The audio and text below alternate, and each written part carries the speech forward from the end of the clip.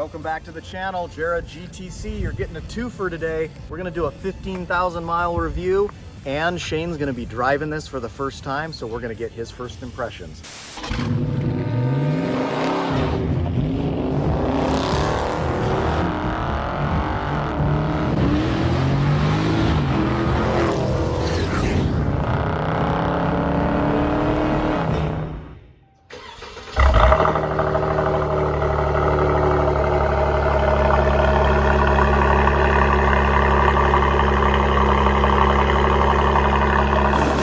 There's PPF just on the nose here, but you can see there's some small rock chips because of course the PPF ends here and then rock chips here.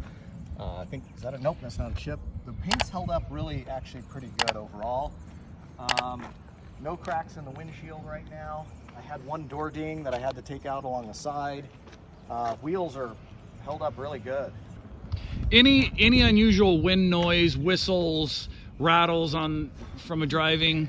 Yeah, I think I told you that I had a couple of noises at about 3,000 miles across some bumpy roads, and it turned out to be a tail light in the back that had come loose, and they foamed it up and replaced.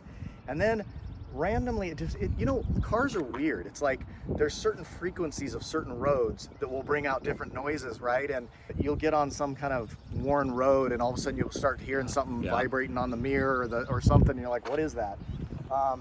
But for the most part, it's a pleasure to drive. It really Sweet. Is. And you remind me, in terms of care of the paint, no ceramic coating. I got ceramic. Oh, you did get ceramic. Okay, so this is why it looks good. 3-year ceramic package on it. I just brought it back into the detail shop. They did a once over. I did the PPF on the nose. Okay. You know, my recommendation, if you're going to do PPF on the nose, do the freaking hood too, because I got the rock chips on the hood. Ceramic coat wheels or no? Nope. Nope. And then the tent. And then the tint. And then you threw on some, and then you did the details. Yep. Without that, it just doesn't have, it's missing something along the side. It's missing that. So I went with that plus the Challenger plus the 4, which is cool. And then the catback exhaust. And the catback exhaust. Sweet. Yeah. Let's take it for a drive. Let's do it. All right, Shane. So jumping into the driver's seat, it's all you, buddy. So this is a 2021 Challenger all-wheel drive V6. All-wheel drive V6. So initially when I get in, hit this on. I'm dying I will. Here. Let's get the AC going. Hotter than H. What package gives you all of this? That's a good. Yeah, that's a really good question. So this is the all-wheel drive SXT, but it's got the Plus package with the blacktop on it. So it's got the blacked out symbols. The gas cap is blacked out. The Plus gives you the larger touchscreen infotainment center. Gives you all the leather. It honestly doesn't have anything that a stacked up Scat Pack doesn't have. And in fact, these seats, for me, I like these better than the Scat Pack seats. So these, is my first impression, is super comfy, and the bolstering is real nice. Yep. Seating position is pretty good. I have, so again, you guys, you know I'm not small. I'm 6'3.5", almost 6'4". And I'm real comfy. I'll tell you, my initial impression is the visibility is better than I would have expected.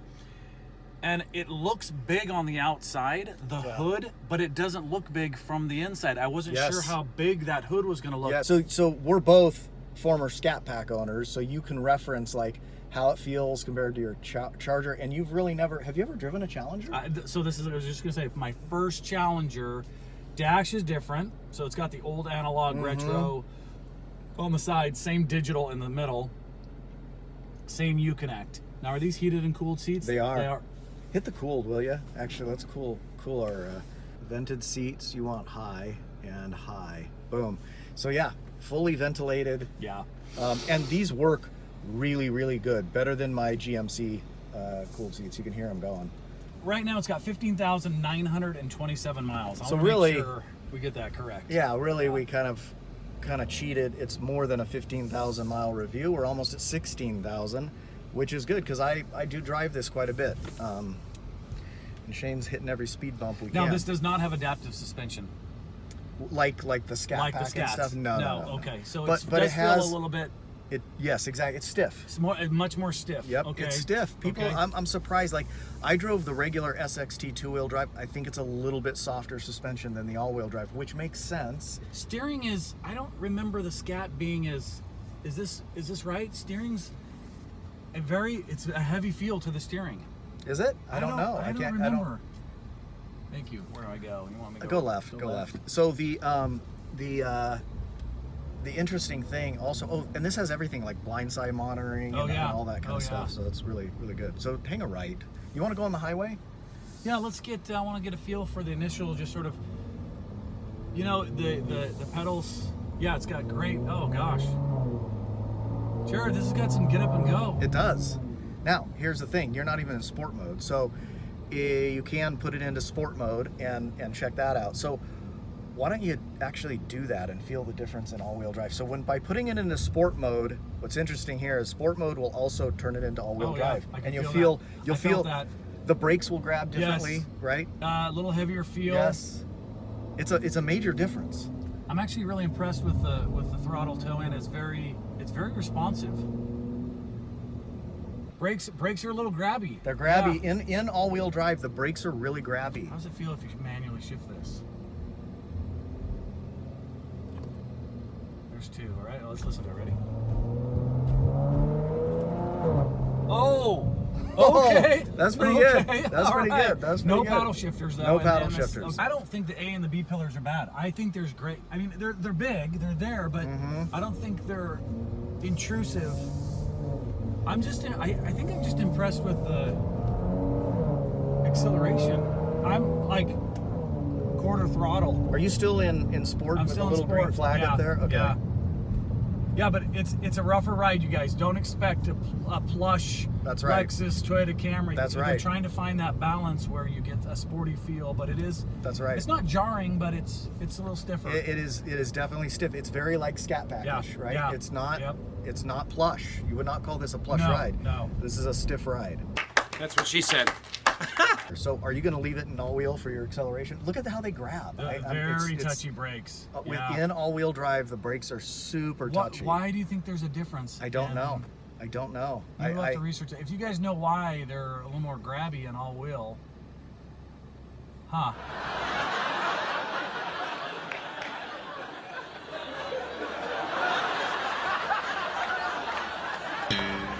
Do you feel like this is like, oh my gosh, look at the front end, I don't know where it's at? No, you're not sitting here going, oh, that front edge, I don't know how to park this. Oh, it's a giant Buick. No. So let's dispel that myth right now. The idea that somehow this is going to feel like a boat. I was a little bit, maybe 5% concerned initially. And that went away within the first couple of days. I'm like, this is not a problem. I whipped this thing through drive-thrus, whipping it through drive-thru, pick up food. Not a problem. I don't sit here like panicking about where the front end is. Well, that's what I was just going to ask you. So you got adjusted. Yep, real easy. Real easy. It's not that big of a car. Oh, it's giant. It's a decent sized car. It's a good size, full size car, but it's not some. Drives smaller than it looks. Yeah, it does not feel like a boat. And this V6 gets up and moves.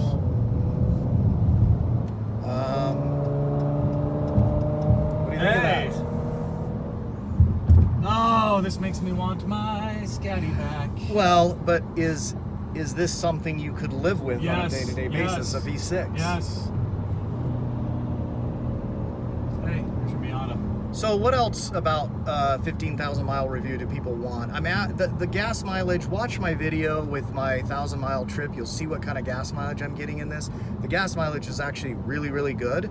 I daily this, so I'm on the freeways, I'm on the back roads. Everything else as far as like interior components beyond gas mileage, when I look at like how the interior has worn, there's no issues. I don't have any torn parts or things. And again, 16,000 miles, it's not like I haven't driven this. So I've had it now for 2 years. So I've had this car since summer of 2021. It is now summer 2023. That's a 2 full years. So that's a pretty good. That's not a weekend drive giving you a review. This is 2 years, so you've checked the box. Can you daily drive it? Absolutely. About 8,000 miles a year, right? Yeah, I mean, if the average is 12, okay, so I'm a little bit under, but I have multiple cars. All right, so summarize the 16,000, Charlie, because what people want to know is, like you just said, can you daily drive it? Yes. Check. Yes. Any major issues? Reliability? No. Yeah, no major issues. A couple of little rattles here and there that I had to have taken care of. Yeah, go right here. Can you daily drive it? Absolutely. This is a great daily driver with really good gas mileage. Haven't had any maintenance issues that are of any major note. I've enjoyed driving it. Every time I get in it, it brings a smile to my face. So there you go. I mean, this is a fun car. This has got plenty of power. Listen to that Borla. This pulls pretty good. This pulls good. I'm impressed. See that you were smiling. You were smiling. Yeah. I could drive this every day. See, this is what I'm saying. This little Porsche right here is coming up on me. See if you can get him on the. And you're still in all wheel. It's a Boxster. That's a pretty cool car. This is a fun car. I'm very comfortable in this. I could go on a road trip. I'm trying to think if there's anything that annoys me in this car. I think we were just talking about if you had a manual, because I'm kind of searching for a manual. Yeah. I'd love to have a manual in my lineup. If I had a manual in this car, I think the position of the drinks right here would be a bit annoying. of a nuisance. Yeah, and you'd be shifting right into. Yep. A manual would be fun. The exhaust wakes this car up. It's part of the fun factor. I think that makes it, gives a little bit more of a sporty feel. I like hearing that. And what I noticed, the difference between regular and the sport is the aggressive downshift. So did you hear that? Yes. Braked it. Boom. Yes. The dynamics on this engine are totally different than the Hemi because this redline's a lot higher. So it wants to be topped out. It wants to rev out. And it's interesting. So don't hesitate. Give it a little. Let's hear. Let's drop it down into fourth. There's fourth. 3,500 RPMs. Let's see how this feels.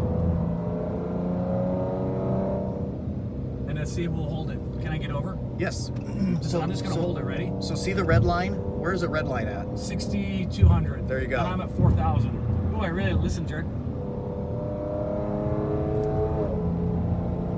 That's nice. That is a nice sounding V6. Yeah. Another question I get is like drone on the exhaust. Nope. Any drone? Usually you get it right about 65, 70 where it's a I don't hear any. Yep. So I'll put a link here as well to several videos I've done on the Borla Cat Pack, and there's no drone in here. None. And this is a really nice highway cruiser, Jared. This is exactly really nice. And it wakes, the exhaust kicks in when you want it to, and not when you don't, right? And it's perfect. So there's 70. I don't hear a lot of road noise from the wheels. It's a very quiet interior. Probably this rivals my Camry. This is really nice. Okay, so final thoughts here, Shane. You've never driven this. I give it 2 thumbs. This engine is not gonna, whoa, but it's very linear. It's very smooth. It has a nice power delivery. I don't have to tromp on it to get. I mean, look, I'll press a little bit. Off I go. 65, 66. I mean, it's climbing. Good torque feel at any RPM, and it's not searching for gears, right? Yep. You don't have to really stomp on it. It's a nice ride. All right, in conclusion, I've enjoyed the 15,000. How much longer will I keep this car? I don't know. I've got 1 year of warranty left, so that does come into consideration, right? And what to do? Who knows? Maybe I'll let the warranty expire and throw a supercharger on it. Maybe. Sure. Oh, that's right. Yeah, they make a nice supercharger for it, so who knows? Let us know in the comments if you want to see us throw a supercharger on this thing later.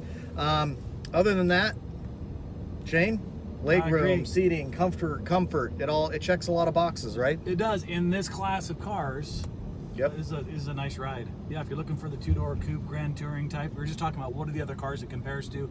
Mustang EcoBoost, V6 Camaro. Yep. What else is in that? I think all of that kind of stuff. It's really, those are the main competitors, right? Nice. Super nice. All right. Thanks for letting me drive it. Hey, no problem. Take care, guys. See you on the next one.